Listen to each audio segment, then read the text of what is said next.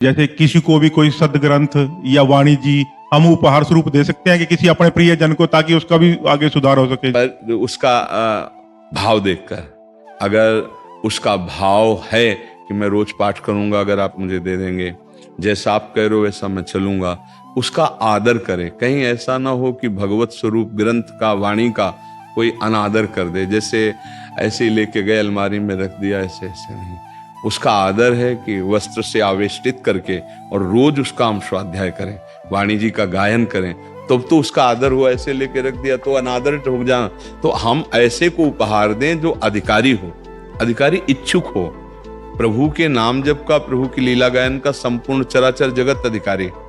पुरुष नपुंसक नारी वा जीव चराचर कोय, सर्व भाव भज कपट तज मोय परम प्रीसु। पर हमको ही देखना है कि अधिकार वो उसका सदुपयोग करेगा या दुरुपयोग करेगा। जैसे आपका मित्र है कोई और वो आपको पता है कि ये सतमार्ग में चलना चाहता है, तो फिर हम उसको देते हैं कि देखो आप इसको जरा रोज पाठ कीजिएगा और इसको जरा स्वाध्याय कीजिएगा, और फिर देखो आपको कैसा लगता है। अब ऐसे मित्र है लेकिन वो अनाधिकारी है, वो आपकी बात नहीं मानता, वो सतमार्ग को नहीं मानता, आप दोगे तो आपका भजन छीन होगा, वो लेकर कैसे रख देगा। तो उस ग्रंथ का, उस वाणी का अपमान करने के कारण आप बने। तो इसलिए कभी भी हम, जैसे हम ही अपने ऐसे कभी अपने हाथ से माला, ग्रंथ, ये चीजें नहीं देंगे। वो तभी देंगे जब अधिकारी समझ में आ जाएगा। तो नाम हम कीर्तन सबको सुना सकते हैं, भगवत चर्चा सुना सकते हैं, लेकिन विधान जो जैसे मंत्र है, नाम है, उपासना है, अब वो अधिकार आरत अधिकारी जब पावें, गूढ़ तत्व न साधु दुरावें। तो ऐसे ही जैसे आप कि सत्संग में सुना है जीव का कल्याण ऐसे होता है, ये नहीं करना चाहिए, ये सुना देते हैं। इसके बाद अगर उसकी जिज्ञासा बढ़ती है कि मैं इस मार्ग में कैसे चलूं, तो देखो ये अष्टयाम पाठ है, ये चतुराशी जी है, ये सत्संग है, इनको आप सुनिए, आप इनको ऐसे देखकर, अधिकारी देख करके दीजिएगा, कहीं कोई अनाधिकारी उसका अपमान न कर दे। ठीक है महाराज जी, जैसे कुछ लोगों की इच्छा है कि जैसे वो जुड़ना चाहते हैं, जैसे हम कहते हैं चतुराशी जी का पाठ कीजिए, पहले वो कीजिए, तो फिर उनको लेके दें या उनको बता दें बस सिर्फ? हाँ, वैसे पहले बता दीजिए, फिर जब वो आपसे एक दो बार कहे, वो आपसे मांगा था आपने दिया नहीं, और अगर आज का तो नया सिस्टम है क्या, उसका संबंध बता दीजिए तो बहुत बढ़िया है। हाँ, आप वहां से पाठ कर तो आपका, हाँ, अगर वो नहीं भी करेगा तो मोबाइल में, हमने तो हाथ में तो दिया नहीं कि कहीं रख देगा। आप समझ गए ना वो। और उपदेश में जो हमने सत्संग में सुना है, वो मित्रवत हम बोधयंता परस्परम, भगवान की आज्ञा है, परस्पर हम चर्चा कर सकते हैं सत्संग की, शास्त्रों की।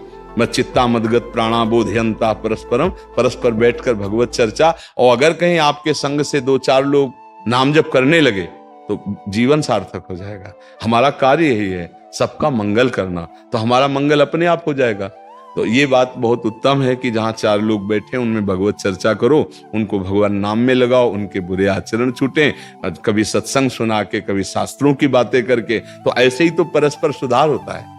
खूब अच्छे से चलो, धर्म पूर्वक नाम जप करो, जीवन आनंदमय मनुष्य जीवन काटो, और भगवान की भी प्राप्ति हो। दोनों बात हो ना, इस जन्म में हम यहाँ आनंद पूर्वक, और फिर शरीर छूटे तो हम अपने स्वामी के पास पहुंचे। अब हमारा जीवन अगर फिर जन्म हो तो ऐसा ही हो कि हम बहुत प्रवीण हो, समाज सेवक हो, भगवान की भक्ति से युक्त हो, बढ़िया जीवन रहेगा।